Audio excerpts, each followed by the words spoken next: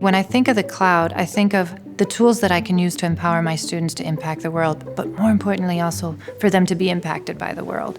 And so I look at tools like Skype or like Twitter or any of the communication tools that are out there.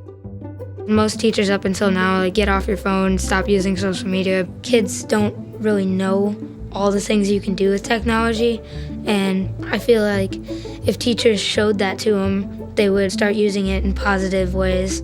We talk a lot about in 7th grade English how at the end of the year, it's really about becoming a better human being.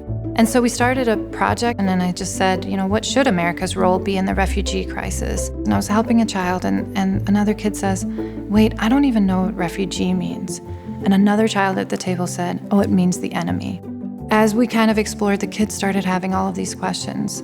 So I sent a tweet out, and I just said, would anyone want to Skype with my kids? I'm connected to an incredible educator up in Toronto, and she said, yes, I'll share my story with you. And it was incredible to see the kids crowded around the computer.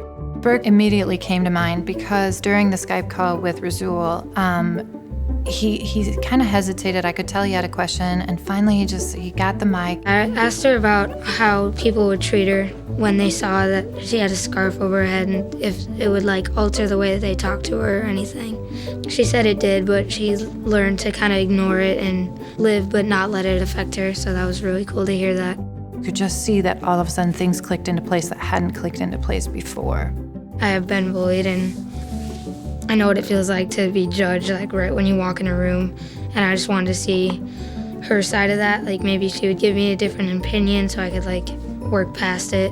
So that was really cool to hear that. I look at my kids and I take that responsibility, very much to heart. This is the future. And if we don't teach them more empathy, more kindness, then what's our future going to look like?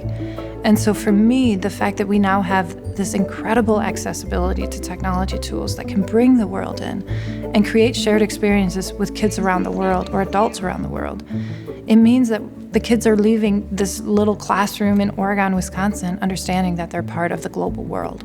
And that's so important.